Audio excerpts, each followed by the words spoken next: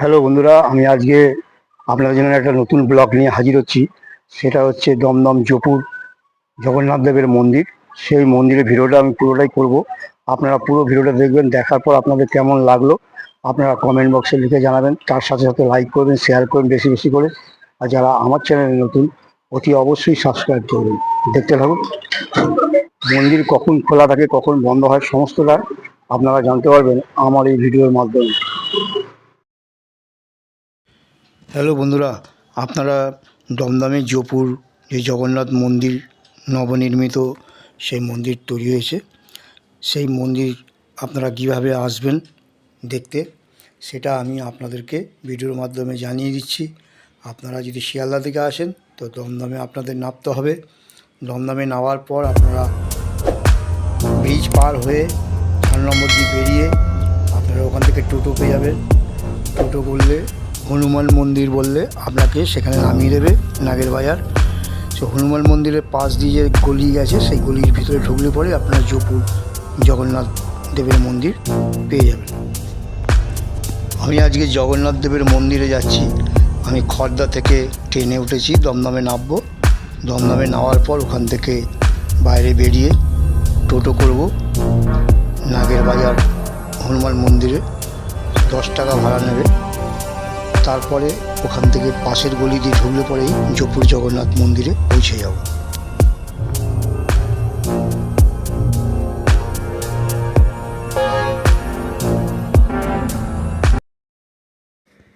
এই যে রাস্তাটা দেখছেন, এটা হচ্ছে জোপুর জগন্নাথ মন্দিরে যাওয়ার রাস্তা। এই সোজা চলে যাবেন, যে রাস্তা দেখা যাচ্ছে ব্লু আর হলুদ রঙের বাড়ি, ও পাশ দিয়ে রাস্তা ডান দিক ঘুরে গেছে। তারপরে যে ভৌমিক কর্নার আছে, বাঁদিকে গলিতে আপনাকে ঢুকতে হবে। তারপরে এই যে সৌভিক কর, এই রাস্তাটা দেখাচ্ছি আপনাদের, এই রাস্তা দিয়ে আপনাকে যেতে হবে জগন্নাথ মন্দির। আপনারা দেখছেন জোপুর জগন্নাথ দেবের মন্দির, দমদম নবনির্মিত।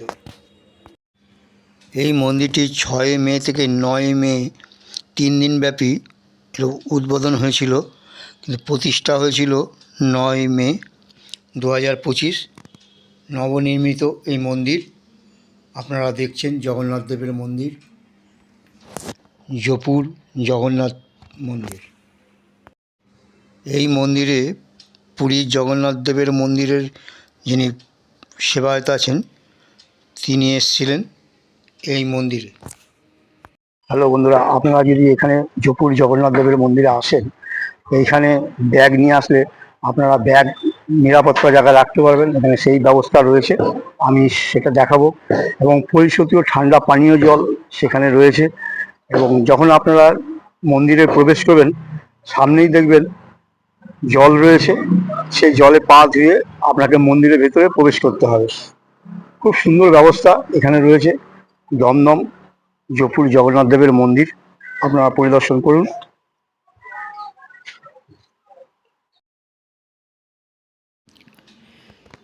এই যে দেখা যাচ্ছে ব্লু রঙের, যে আপনারা দেখতে পান ছাতার সামনেই রয়েছে ঠান্ডা পানীয় জল ও ব্যাগ রাখার জায়গা এখানে রয়েছে।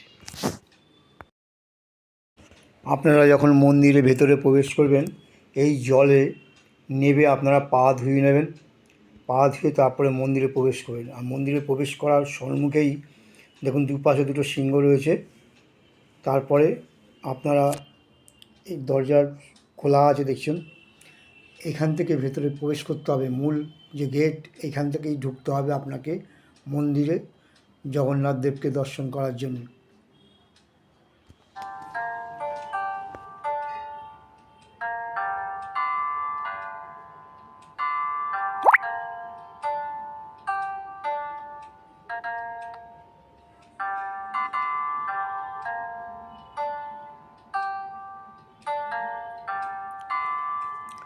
আপনারা দেখছেন জোপুর জগন্নাথ দেব।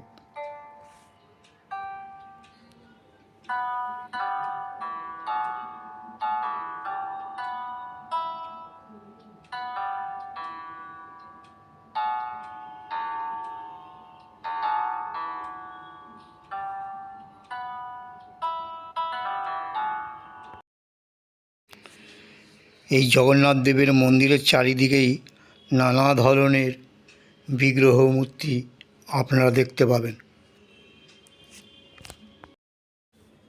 এই মন্দির খোলার সময়টা আমি বলে দিই, সকাল 6টার সময় মন্দির খুলে যায় আর রাত্রি 9টার সময় মন্দির বন্ধ হয়।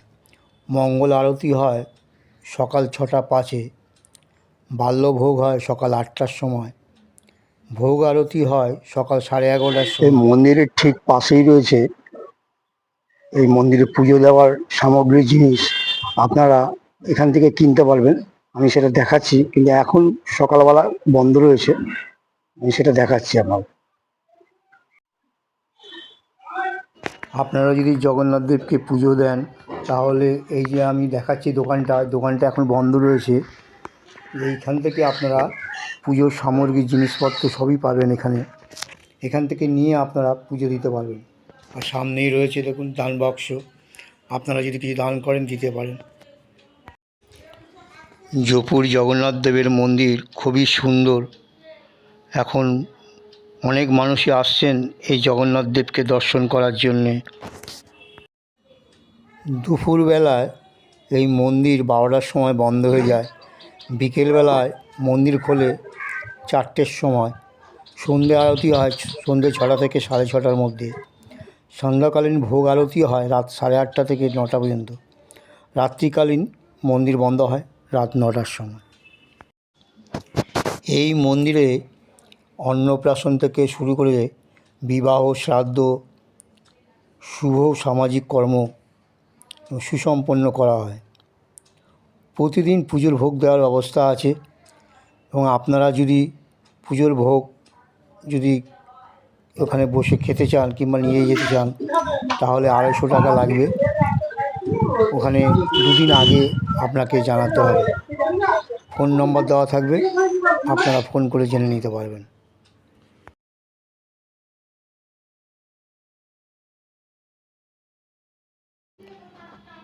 আপনারা যদি ধূপকাঠি মোমবাতি জ্বালাতে চান তাহলে এইখানে আপনারা ধূপকাঠি মোমবাতি দিতে পারবেন।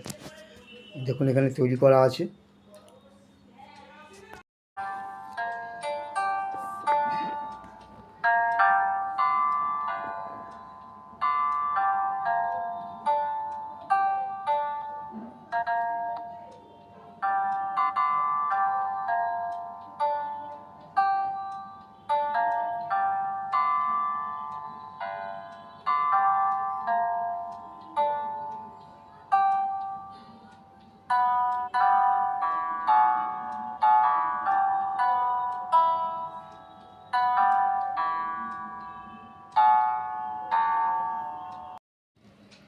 কোনো বিশেষ দিনে আপনারা যদি পুজো দিতে চান তাহলে মন্দির কর্তৃপক্ষের সঙ্গে যোগাযোগ করতে পারবেন।